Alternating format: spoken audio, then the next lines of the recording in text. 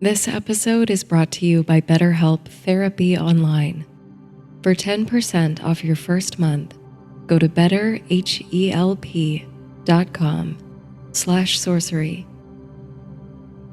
As a person who creates online content, I spend a good deal of time on social media, and it's easy to get caught up in the perfectionism you can encounter there. I constantly find myself comparing my life to what I see others posting on Instagram and wondering if I'm doing something wrong. But comparison is the thief of joy, and social media is not reality. Seeing a therapist has helped me manage the pressures and expectations of parenting, relationships, and building my business. It's given me positive coping skills that I pull from in every aspect of my life, empowering me to become the best version of myself. Therapy can help you focus on what you want instead of what others have, so you can start living your best life. If you're thinking of starting therapy, give BetterHelp a try. It's entirely online, designed to be convenient, flexible, and suited to your schedule. Just fill out a brief questionnaire to get matched with a licensed therapist, and switch therapists anytime for no additional charge. Stop comparing and start focusing with BetterHelp. Visit betterhelp.com/sorcery today to get 10% off your first month. That's betterhelp.com/sorcery.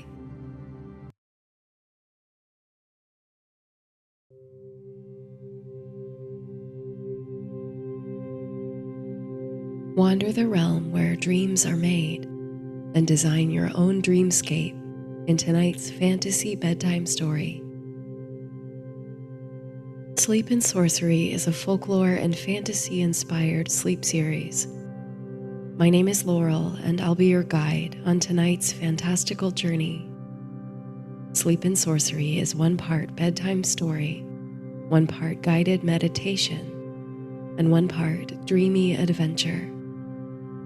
Listen to my voice for as long as you like, and whenever you're ready, feel free to let go of this story and make your way into sleep. If you are still awake as the story concludes, I'll guide you through a soothing meditation for rest.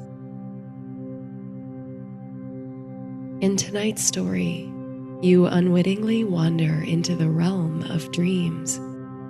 You explore the surreal, magical palace of the dream world, receive guidance from a wise and charitable owl, and finally meet the dream weaver, who is busy designing tonight's dreamscapes.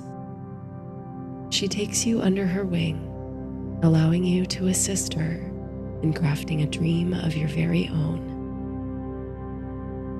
Tonight, as always, you'll be invited to step into the shoes and experience of the story's main character, and to infuse them with your identity, likes and dislikes, hopes and histories.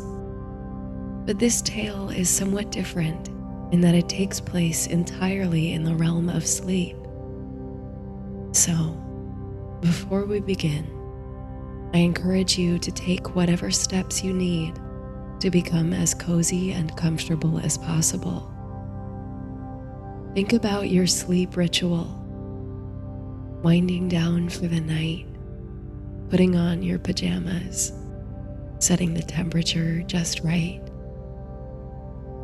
Think of all those steps you take before you climb into your bed as cues for the body and the waking mind that they're allowed to take a break and turn off. When you're ready, close your eyes and allow yourself to ease into the space between waking and dreams. Imagine yourself descending a staircase, one step at a time. At the bottom of the staircase is the entrance to the dream world, the place where our story begins. From here, at the top of the staircase, it looks like sheer darkness lies below. But that's only because you're beholding it from the waking world. Take a step down and see how the darkness changes, either becoming paler or taking on a new color. With each step down, let the darkness lift or change a little more as you make your way into the realm of sleep. Another step down, and another. At first, there's only fuzzy darkness, a blank space waiting to be filled in. You're quite certain you've just arrived, and yet you haven't the slightest idea how you came to be here, or where here is for that matter. But surely, if you keep walking in this same direction, it will begin to look familiar soon, and your purpose will come flooding back to you. So you go forth, a lightness in your step that's refreshing. It's really not like you to get all turned around like this, but it's just the same. The funny thing is, with each step, right where your foot hits the ground, a little pool of light blooms and illuminates your surroundings bit by bit. Around you, brought into relief by your footfalls, the landscape is materializing. Impeccably trimmed hedgerows, pebbled walkways, and flower beds rise to meet your gaze. It's nearly all visible now, coming to life all around you. A few more steps, a few more mesmerizing plumes of color and light paint the corners of your vision, till at last you can fully grasp the landscape. You wonder vaguely if this is the garden at Versailles, or another of those perfectly manicured gardens that sprawl outward from the European chateaus.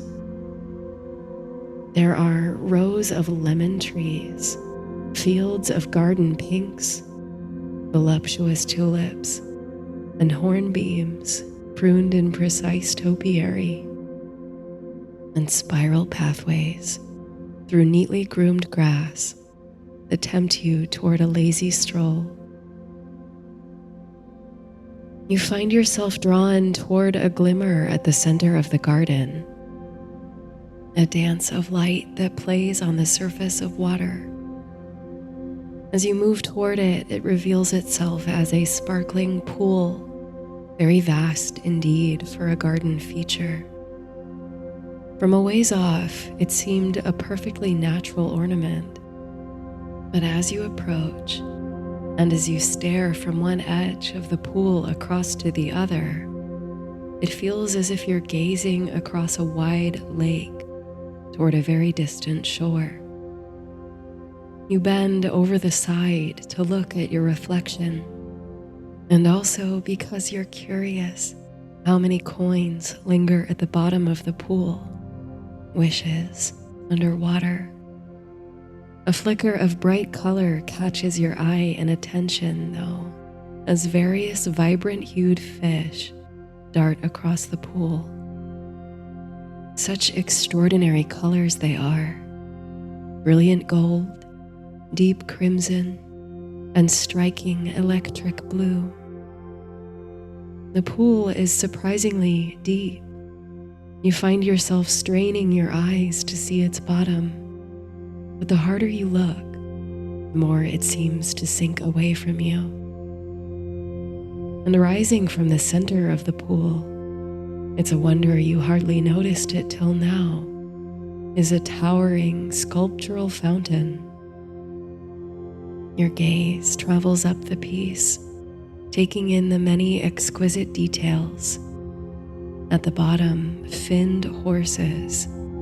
These, you remember somehow, are called hippocampi, or Neptune's horses, emerge, heads in mid-toss, forelegs rearing. And on their backs are the most curious chimeras, which look like a hybrid of elephants and tigers. Atop them are a row of foxes, from whose hindquarters spring many tails instead of one. And resting on top of all the rows of strange and beautiful creatures is one great turtle. Water trickles and splashes over and through the pyramid of animals, and the sound is pleasantly musical to your ear. What an unusual place, you think. Unusual and yet charming. The light is soft and lightly tinged with a honeyed gold, bathing everything in sight, though you can't seem to locate the sun in the sky. No, it seems more like the light effuses in all directions, so that nothing casts a shadow, but everything, yourself included, participates in the effort of illumination. You could easily lose an afternoon exploring all the wonders, nooks and crannies of a place like this. But still, you're sure you came here for a reason, one more pressing than the pursuit of loveliness and leisure. No sooner than this thought enters your mind, you become aware of a looming structure at the edge of the garden. A striking palace of Baroque design with a cream-colored facade accentuated by scarlet trim, pilasters, lintels, and pediments. You make your way up the pebbled incline, moving toward the palace with a new sense of purpose. Whatever it is that brought you to this place surely lies within. Leading up to the palace's lavish front doors is a divided imperial stair made of dark gray stone. Along each balustrade are sculpted gods and goddesses. Some you recognize from their implements, like Athena with her helm and spear, an owl perched on her shoulder. Others are less familiar. A figure with the body of a human woman, but the long neck and head of a swan. Another with 4 arms and bejeweled adornment stands in the center of a lotus flower and holds 2 more in her hands. After a bit of pondering over whether to take the left or the right staircase, you make your choice and climb toward the entrance. The towering doors are bronze cast with repeated relief patterns, the moon in many phases, stars and constellations. You look for a knocker or a bell to ring, and in the absence of one, you decide to try the door yourself. To your surprise, it's not nearly as heavy as it looks. It pushes open with very little effort on your part. You step inside onto sleek marble floors. Though the palace looked immense from the exterior, you can hardly believe your eyes beholding the cavernous space before you.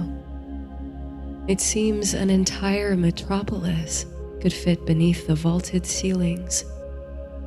Beyond the sparkling atrium, corridors appear to stretch indefinitely. There are extravagant frescoes on the walls, which only increase the sense of expansiveness about the place. Painted with trompe-l'oeil, they create illusory gardens and courtyards that look only too easy to step into. Concealed in the frescoes, and only betrayed by the barely visible cracks in the walls, you discover are secret doors of all different sizes. Portals to hidden passageways, no doubt. What secrets must a place like this hold? You find one of these doors, a tiny one fit only for a small child, in a fresco illustrating the moss-covered ruins of a temple or castle. You crouch down, gently push it open, and poke your head inside to see what lies behind. A gentle wind is present in the chamber behind the secret door, and a rustling sound that might either be riffled pages or feathered wings. As you take in the chamber by sight, you discover that it's both. For the long and narrow chamber is an archive, or a library of sorts, in which a countless array of papers are presently being shuffled, organized, and filed. Though the doorway is small, as you strain your eyes to look upward, you count 10 or more floors of activity within. And the archivists, busy with books and ledgers and scrolls, are squat, winged creatures with bright orbs for eyes. This archive is staffed, unmistakably, by owls. They push carts of paperwork along thin corridors, carry scrolls across aisles to other filing cabinets, and pore over documents at reading tables.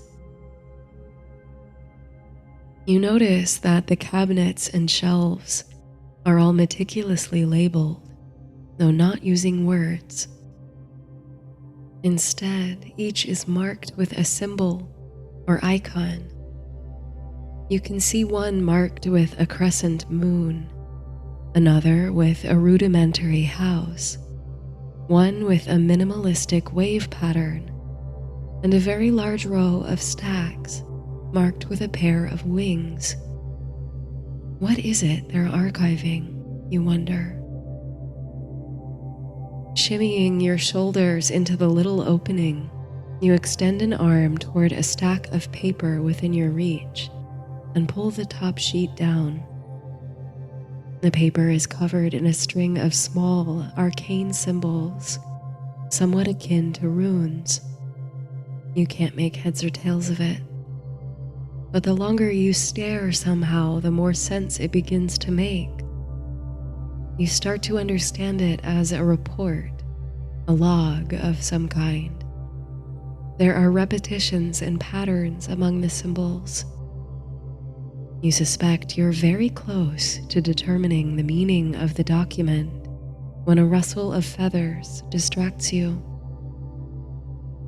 One of the owls, bespectacled and with tufted feathers on either side of his head, is coming toward you, walking, not flying, with a precarious assemblage of scrolls tucked under a wing. You surreptitiously slide the sheet of paper back onto the heap beside you. As he approaches, you can hear the feathered fellow muttering under his breath some exasperated ramblings about discrepancies or efficiency or something or other. Then he spots you, your head stuck through the tiny door, and meets you with an expression of only mild alarm. "Excuse me," he says casually. Carefully, you remove your head and shoulders from the doorway, and the bird waddles out and past you, taking no further notice of you as he goes. "Wait," you call after him. The owl swivels his head round to look at you impatiently. There's a question on the tip of your tongue, which you sense he may be able to answer for you. What was that question? It's not, "Where am I? How did I get here?" or anything so obvious as that. You have to think for a moment, but then it comes to you like a bolt from the blue. Whose dreams are those, you say, gesturing to the scrolls under the owl's wing. That's it.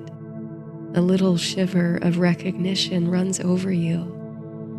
All those documents and books and ledgers are catalogs of dreams. The symbols make sense now. The wings refer to dreams of flight, and the waves to dreams of oceans and beaches, and so on.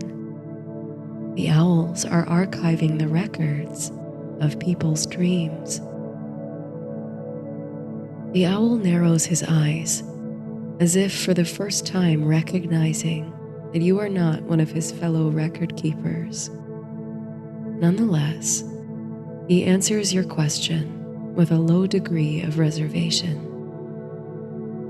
These are joint annotated records from 2 nights ago across multiple dreamers in the southern hemisphere, he says, adjusting his spectacles. But there's an error, you see, the same mistake in each of these, which must be corrected and stamped by processing before they return to record keeping. Oh, you say. Of course. I'll let you go then. The owl begins to waddle on his way down the corridor, but a moment later he stops in his tracks, swivels his head once more to look you up and down, then says, "Which department are you from again?" "Well," you say, "I'm not from any department, you see. I've only just arrived." The owl's eyes widen. "You're a dreamer," he says, with brimming fascination and concern. "But you really shouldn't be here at all. Forget you saw me, actually. Off you pop, back to bed." "But I'm not really sure of the way," you say. "Could you show me?" With a shuffle and an almost dropping of scrolls, the owl retrieves a pocket watch and checks it. He sighs. "These reports will have to wait," he says, resigned. "Come with me. I'll take you to her." You feel a spring in your step as the frazzled owl changes course, following him through the great atrium and down a columned hallway. You thank him for taking the time to help you. He insists it's no trouble, though his hurried gait says otherwise. "Can I ask your name?" you say. The owl responds plainly, "Glaucus, Senior Archivist." The edge of annoyance in his voice is softer now, and you have the distinct impression that he appreciates being asked his name instead of being seen as one among 1,000 record keepers. "And if you don't mind," you add, "could you tell me who it is you're taking me to see?" Glaucus hoists the slipping scrolls under his wing. "She's the one who makes the dreams," he says. "She'll know how to get you back where you belong." What a wondrous thought, you reflect. You're going to see where dreams are made. Glaucus leads you down the ever-lengthening hall.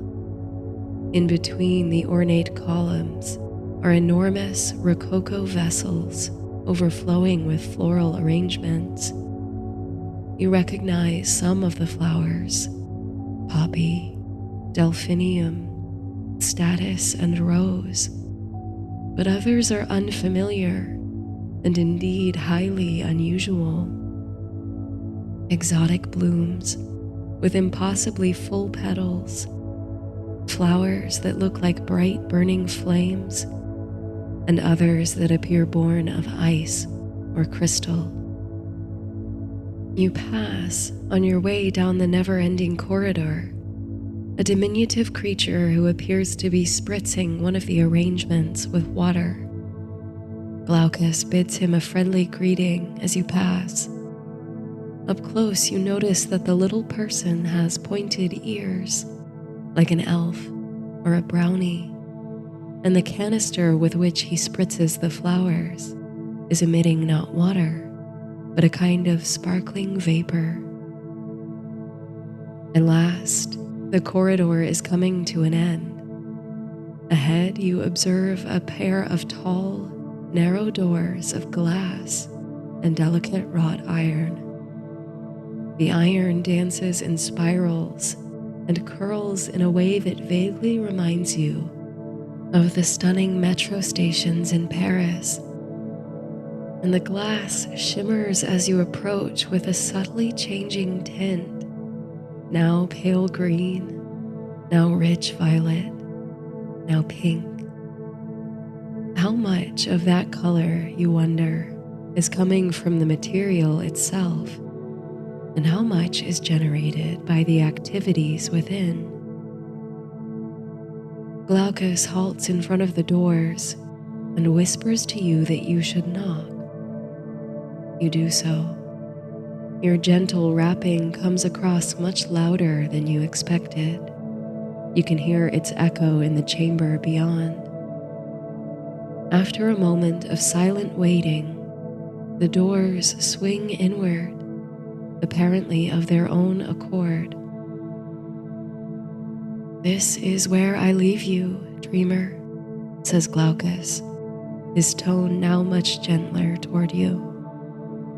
"Travel safe and rest well."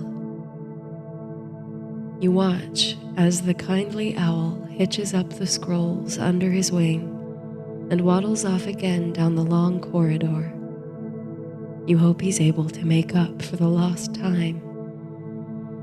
As for you, it's time to discover what awaits in the place where dreams are made. As you pass through the iron and glass doors, you're not sure if you're entering a lush parlor, a greenhouse, or the laboratory of a mad scientist. First, your eyes are drawn upward toward the ceiling. Like the doors, it's made of decorative wrought iron and stained glass, reminiscent of a cathedral rose window. A diffuse light from above streams through the glass, bathing the whole chamber in a shifting interplay of the colors of the rainbow. It's a glittering rotunda, and all round the curved walls are shelves of glass or crystal. These pick up the light from the stained glass even more, casting prisms across the room. There are curious objects lining the shelves in row after row, stacked all the way to the ceiling. Bell jars. You inspect the nearest, a curvilinear cloche under which there is a little scene. A miniature diorama featuring dense birch trees and what appear to be tiny houses and buildings made of toadstools and beehives on the forest floor. Looking closely, you can see minuscule monarch butterflies floating about the diorama. But just as you're about to look at what's contained in the next bell jar, there comes a puff of pink, sparkling smoke, and the forest diorama has vanished. You release an involuntary gasp at the abruptness of the disappearance.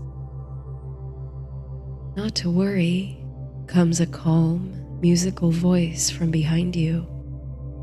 "That one's just been picked up by a dreamer." You whirl around to behold the speaker, whom you failed to notice in all the wondrous impressions of the chamber. In the center of the rotunda, there's a marvelous workstation, complete with a drafting desk, a loom, a simmering cauldron, and an array of devices and contraptions you can't readily identify. Surrounding the workstation and spreading to the edge of the room till they rest against the shelves of bell jars are all manner of plants, herbs and flowers in pots. You have to push aside a fern to reveal the face of the speaker who sits at the loom. All you can see now is the drapery of her dress, ivory silk, trimmed with scarlet roses. "It's all right," she says, beckoning you closer. Her back is to you now, but you can see a cascade of auburn hair down her back and the suggestion of a diadem at her brow. She's busy working at the loom, evidently weaving a tapestry. The vibrant blues and greens of the threads blend into a lush, tropical palette. It soon becomes apparent that the weaving depicts a vibrant jungle. Now the weaver turns her head over her shoulder to look at you. You can see that the coronal on her brow is encrusted with rubies. Her own eyes shine like dark gemstones within a kindly face. "Do me a favor, will you?" she asks. You nod, unsure if you have a voice to speak. The fern beside you pull a frond from the plant. You hesitate, not wanting to disturb such a beautifully flourishing fern, but the weaver gives a subtle gesture of approval, and at last you reach in and pluck one of the green fronds. "Cast it into the cauldron," she says. You cross to the cauldron, toss the frond into the simmering liquid, and watch as it dissolves, turning the contents emerald green. A spiral of green steam rises from the surface, and the weaver smiles. "Perfect," she says. "That's coming along nicely." You are still drinking in the whole magical setting, tracing the rows and rows of bell jar scenes with your eyes. At last you find your voice. "So each of these," you say, "is a dream?" "Every one," smiles the weaver. In the corner of your eye, another of the bell jars vanishes in a puff of purple smoke. "And they disappear when someone dreams them?" you ask, turning the mechanics over in your mind. "Plucked out of this space into the mind of the dreamer," she answers in a placid tone. "Sometimes the dreamer chooses the dream, and other times the dream selects the dreamer." The weaver carefully removes the tapestry from the loom.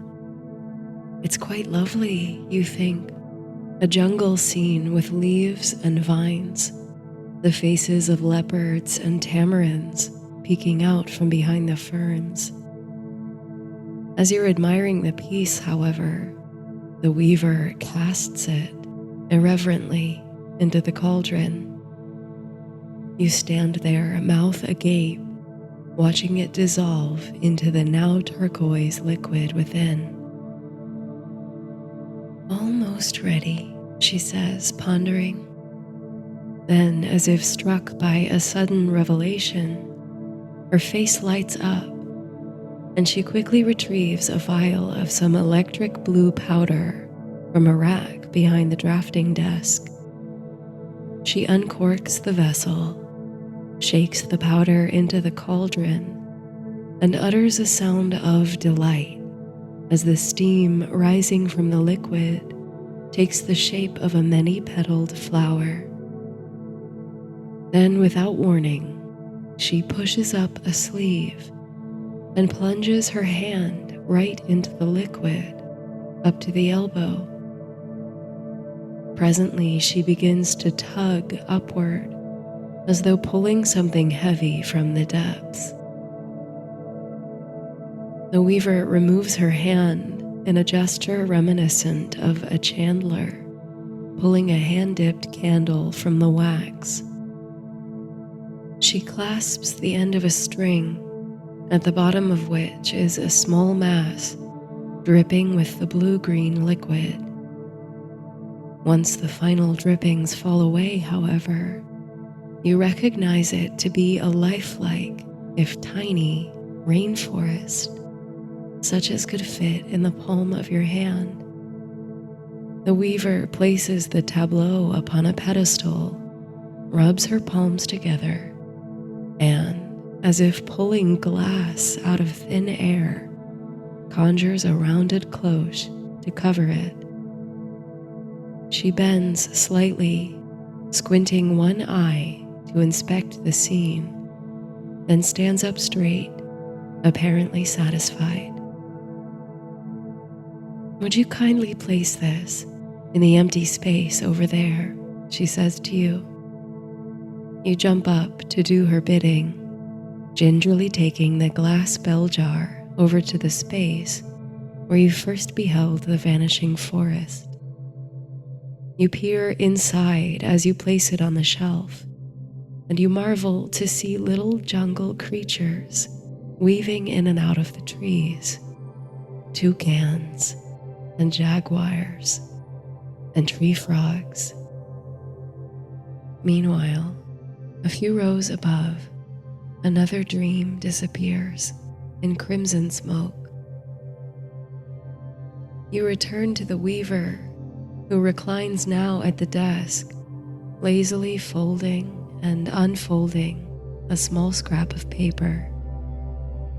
It looks a bit like the practice of origami, but she folds such unusual shapes, frowns, unfolds, tries again, and repeats.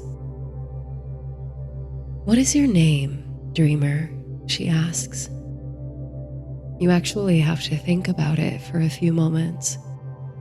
There's a name that floats to the forefront of your mind, the one you're fairly certain people call you in your waking life. But somehow it doesn't feel like a name that has any meaning here. There's another name, though, that surfaces as you think, one that feels like a description of your deepest nature. This is the one you choose to say to the weaver, and as it escapes your lips, you find it a very pleasing sound. You'll have to remember it when you return to your world. "It's a pleasure to make your acquaintance," says the weaver, tossing her final paper folding creation into the cauldron, which gurgles and releases a curl of gray steam. "I must apologize," she continues. "I fear it's my fault you wound up here, all turned around as you are." "How is that?" you ask, a spark of genuine curiosity rising. The specifics of this surreal place intrigue you to no end, from the owl archivists to the weaver's inscrutable methods. "I work very hard," she sighs, "with little to no rest, for you see, there are always active dreamers at all hours." When she sees your look of concern, she adds, "Oh, there's no need for pity. I don't need the kinds of things you mortals do. You could say I was made for this role. But sometimes," her voice grows wistful here, "being so preoccupied with dreams and dreamers, my mind has a tendency to wander. What I think, feel, and dream can sometimes slip through into my creations.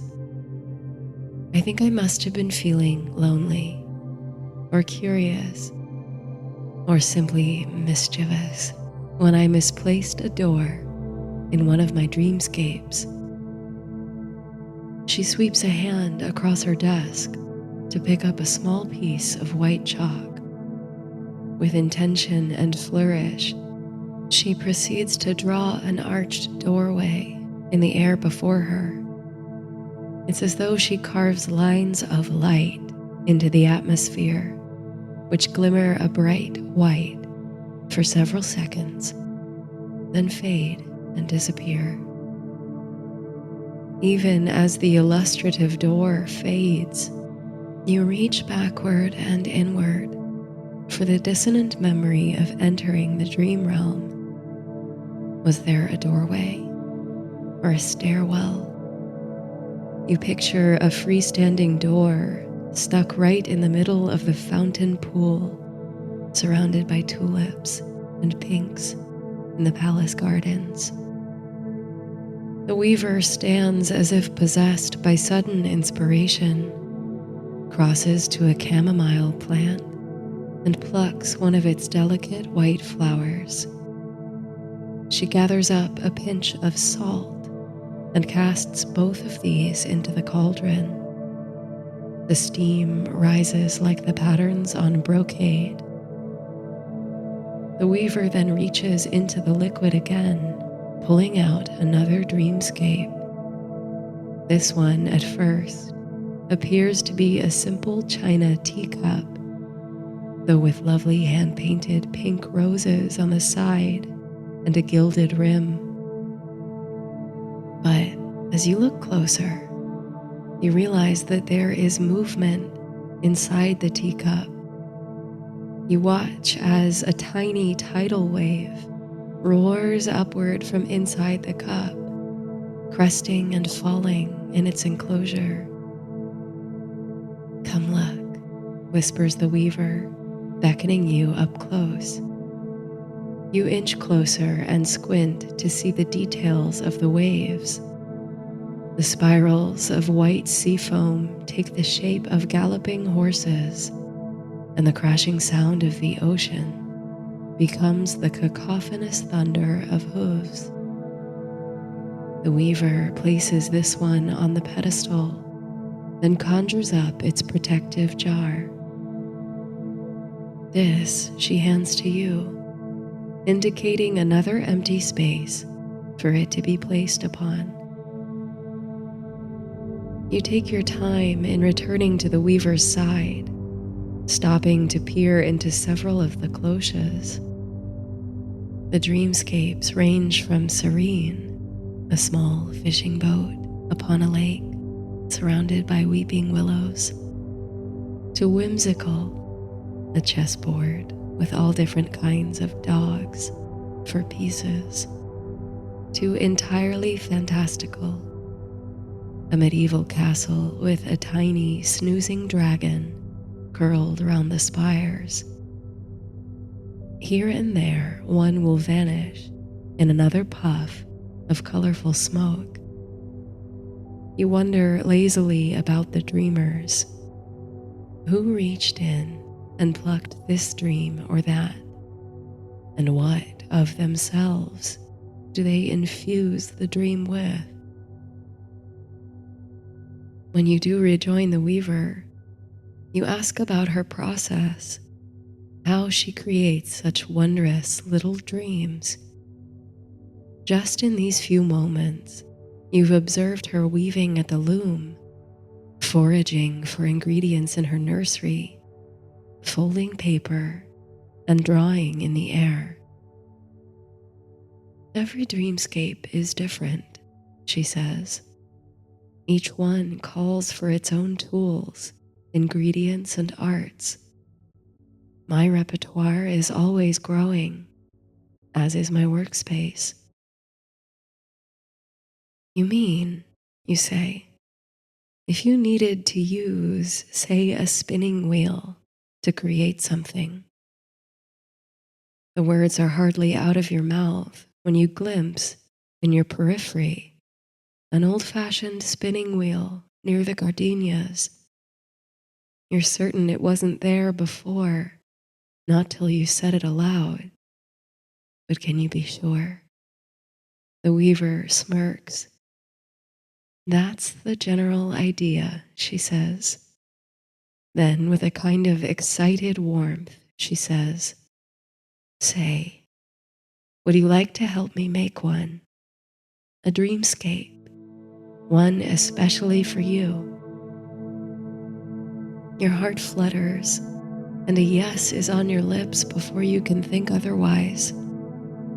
In the moment, you can't think of anything you've wanted more than to design and create your own dream.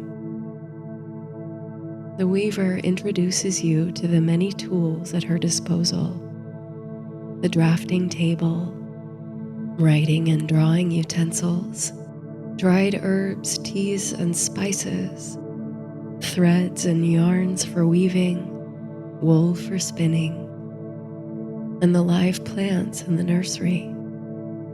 She describes the symbolic meanings and emotions associated with many of the flowers: the butterfly milkweed for releasing attachments and letting go, the crocus for youthful innocence and joy, witch hazel for enchantment, yarrow for healing, gardenia for love and good fortune, snapdragon for strength. She encourages you to pick a flower to serve as an emotional basis for your dream.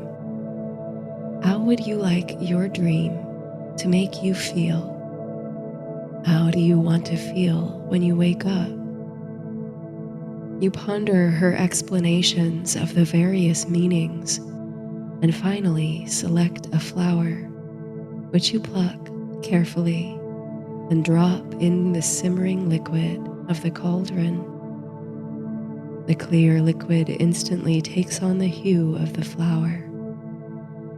A good choice, the weaver assures you. Next, the weaver says she always likes to fill every dreamscape with opportunities for adventure, which the dreamer can either explore or ignore. It's like adding a little flavor, she says with a wink, then describes the different herbs, teas, and spices she likes to use. Adding bay, for example, often yields dreams of success, glory, and athletic pursuits. Throw in a dash of this, and you might dream of competing in the Olympic Games. Rosemary, meanwhile, is associated with memory. Add this, and you might reunite in your dreams with someone from the past, or even venture into a past life of your own. Add mint or cinnamon to dream of obtaining great wealth, cloves or chili to dream of romance. Blend as many as you like to pepper your dream with several potential adventures. Lastly, into every dreamscape, the weaver makes a creative offering. This is the spark that brings the dream to life, illuminates the world of the dream, and makes it feel real to the dreamer. Using any medium she likes, the weaver crafts a work of art. A tapestry, her favorite, a painting, a sculpture from clay, a line or two of poetry. Whatever moves you in the moment, as long as it comes from a place of genuine curiosity and creativity, it will yield a dream world worthy of exploration. You contemplate the many artistic forms available to you. and consider what kind of world you might like to dream into. Maybe a distant planet where the plants and animals are all connected, like some great psychic collective. Or a forgotten place of childhood bliss, like a woodland stream or friend's backyard where you used to play. A sparkling city halfway across the world that you've always wanted to visit. The bottom of the ocean, in the company of merfolk. The inside of a magic crystal where everything appears in fractals and tessellations. There's no limit, it seems, to the dream worlds you can imagine. At last, after pondering for some time, you have an image in your mind of the kind of wondrous, expansive world you'd like to see in your dream. You can already envision the choices your dream self could make within, leading to wild adventures or moments of tranquility and peace. You can imagine yourself waking from such a dream, rejuvenated, surrounded by an aura of the emotion associated with your chosen flower. The weaver is patient. As you describe the world you envision for your dream, she nods and smiles. She asks how you'd like to craft the creative offering, which will help transform your ideas into a tangible dreamscape. Your eyes wander once more to the spinning wheel, which was either always there or sprung from your imagination only moments ago. There was something so magical about the vision of the weaver seated at her loom when you first approached. Something deep and mythic about the notion of threads woven together to form the backdrop of a dream. Your head is filled with floating imaginings. You can see the three fates who alternately spin, measure, and cut the threads of human destiny. You can see the devious fairy tale imp, Rumpelstiltskin, spinning straw into gold. A beautiful thought comes to your mind. If I spun the yarn, you venture, would you weave the tapestry? The weaver's eyes light up at the idea of such a collaboration. She nods gently. You take a seat at the spinning wheel. Somehow your hands know what to do. You reach for the gauzy fiber in a basket at your feet, prepare the bobbin, and begin to feed the wool as you rhythmically press a foot into the treadle. The motion feels entirely natural, and before long, the spinning wheel begins to transform the white fiber into brightly colored yarn. Blue, magenta, forest green, and even metallic silver and gold spin onto the bobbin. It's as if the wool is responding to your thoughts to magically change its hue.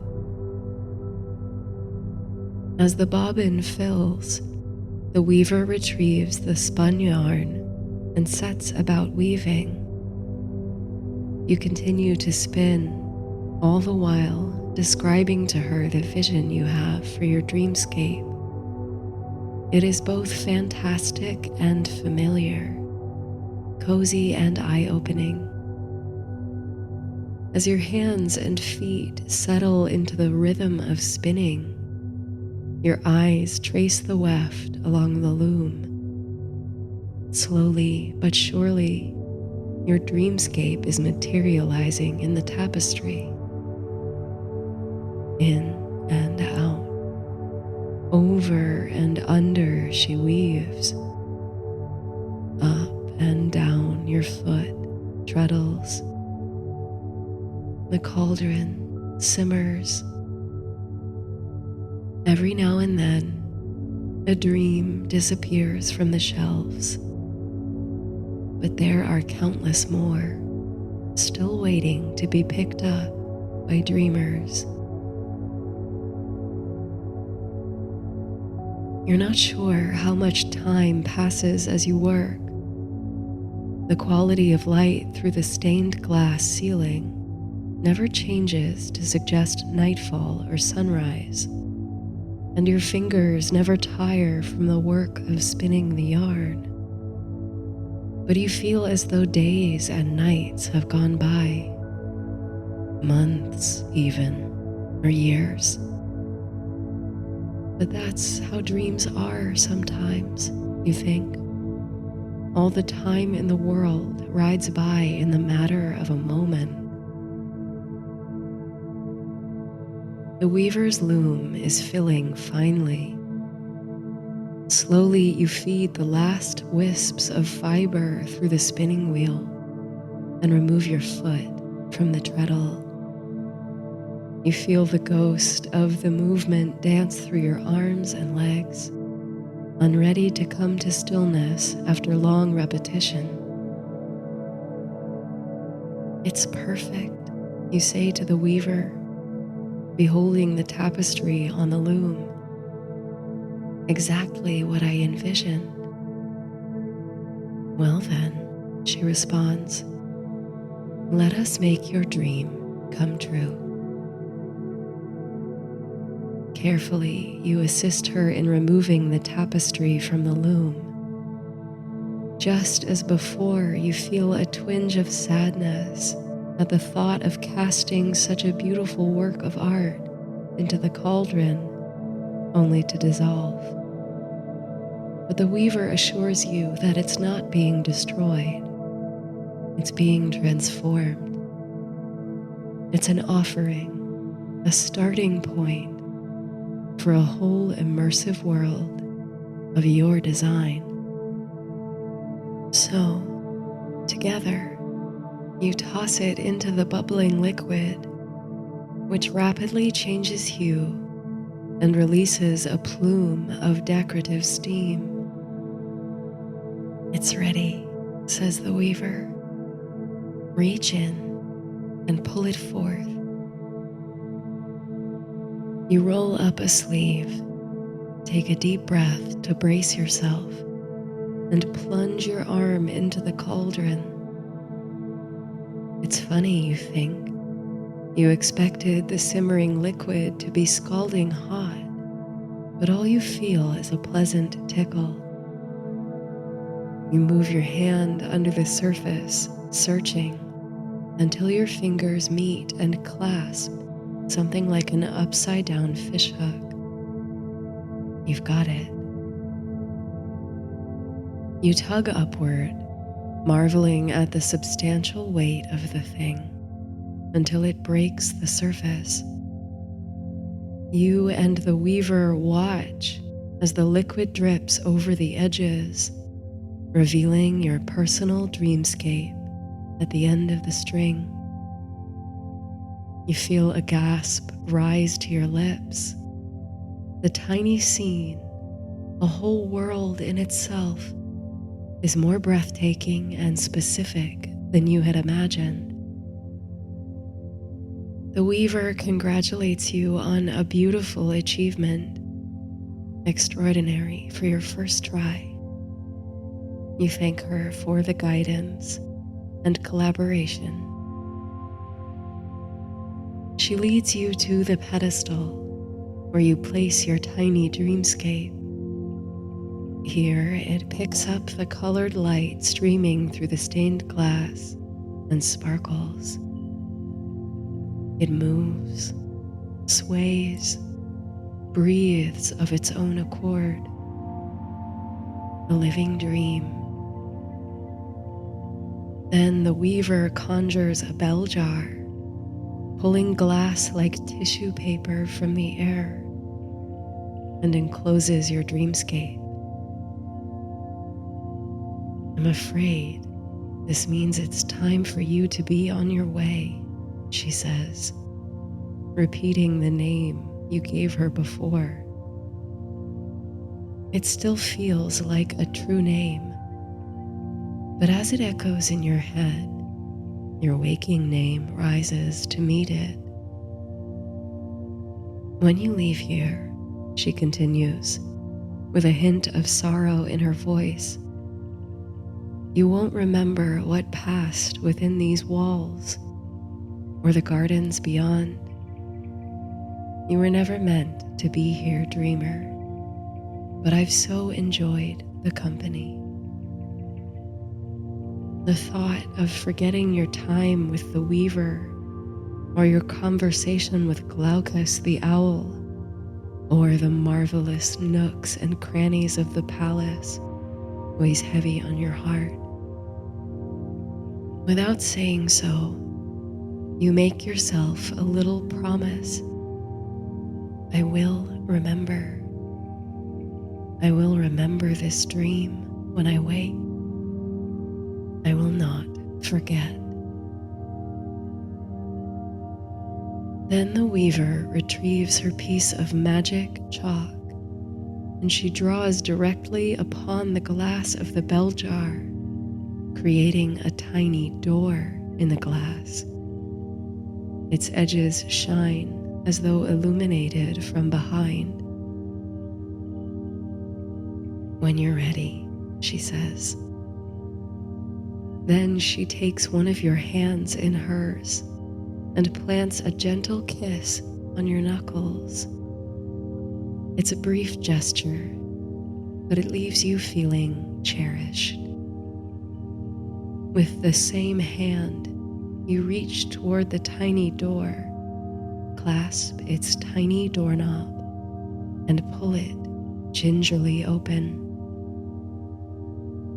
Though the door in the glass is only about the height of your pinky finger, as you bend yourself toward the bell jar, you can feel yourself shrinking, condensing, until you are small enough to crawl through on your hands and knees. With wide eyes and a full heart, you enter the dreamscape you made. You turn around for one last look at the weaver, but you find that the glass has vanished. The landscape of the dream has expanded to surround you in 3 dimensions. It is lifelike and marvelous, everything you could have hoped for. You set forth into the world of the dream, feeling emotion and excitement wrap you up. Onward to discover opportunities and adventures in this strange new place.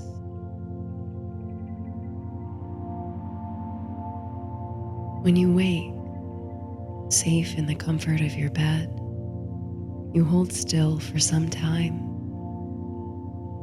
The dream lives in your body, in the corners, the fingertips, and the elbows, between the bones and the fascia, in the angle of an arm, in the pounding of your pulse in your ears, in the joints. If you can only hold still all your angles and corners, you can hold it for a little longer. You can remember it all. But alas, your stiff body feels a need to stretch, to reposition, an ache for comfort. So you move, and as you do, the dream falls away, slips through your fingertips like sand, rolls off of you like water, evaporates. You find a cozy, warm new position, your head and a hand resting on the soft pillow. Maybe it's the way just a trickle of moonlight shines through your blinds, or maybe some part of you is already half asleep again. But from here, it almost looks like there is a piece of string tied around one of your fingers, a shining slip of golden thread tied in a delicate bow, shimmering, like it's there to remind you of something you shouldn't forget. An owl hoots. It's still dark, probably the middle of the night. So you close your eyes and you go back to sleep.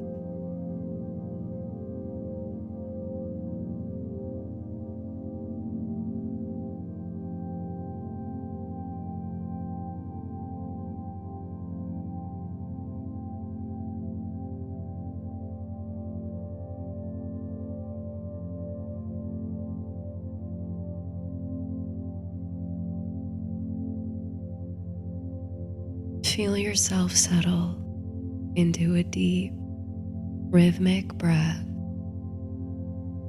in and out. As you breathe, let your body sink deeper and deeper into your bed, and let your mind sink deeper and deeper toward sleep, toward the unconscious. Every exhale bringing you down a level, deeper within. On your next breath in, bring awareness to the crown of your head. Direct the breath there and feel an openness. As you exhale, visualize the color violet surrounding and enveloping you. Keep sending the breath all the way to the crown of your head and visualizing this rich purple color for a few breaths.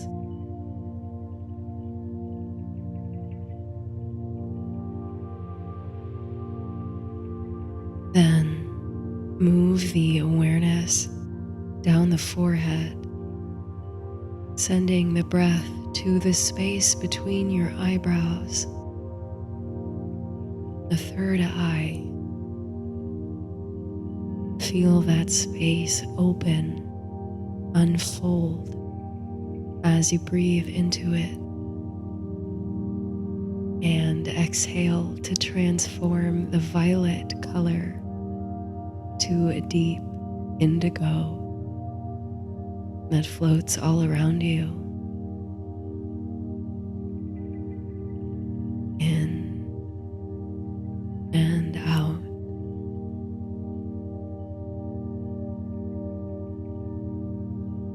Gently let your awareness fall now to the neck, the throat, feeling how your cool breath moves in through the nose and travels down the throat, letting it be spacious and clear.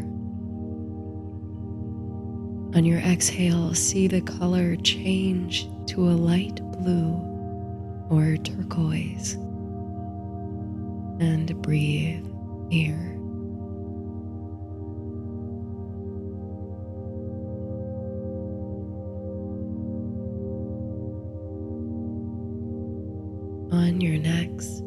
deep breath in. Let the awareness travel downward to the heart space in the center of your chest. Exhaling, surrendering, and opening your heart as the color transforms to a refreshing green. Feel the chest rise and fall as you send the breath to the space of the heart.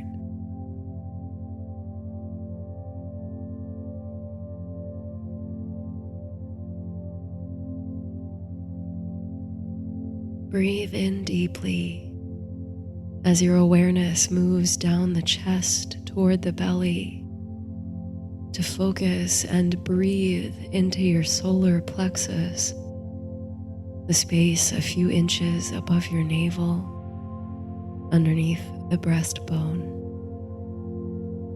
Breathe deeply into this space and see the color change to a warm golden yellow.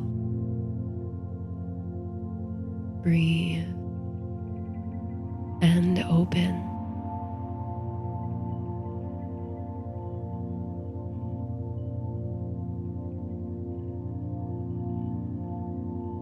Now send the awareness and the breath to the lower abdomen, the sacrum, and really feel the expansiveness of this breath deepening.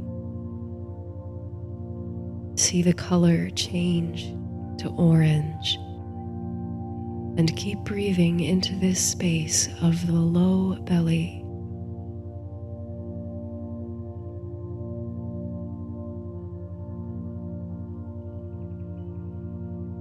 Finally, allow the awareness to fall to the base of the spine and the pelvic floor, your root. Breathe deeply into this grounded space as the color changes to red. Soften and sink into it with the breath.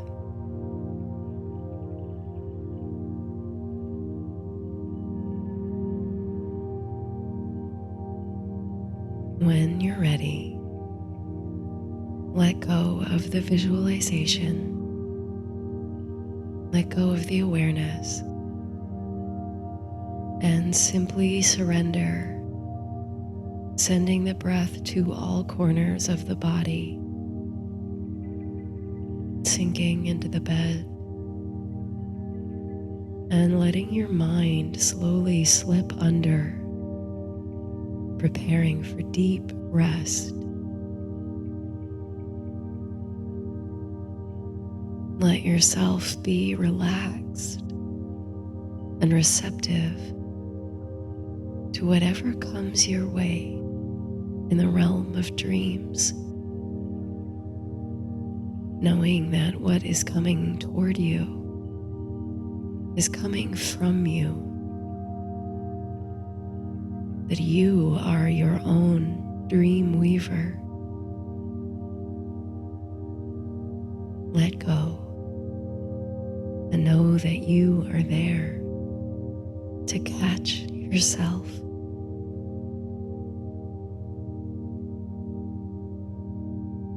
Sweet dreams.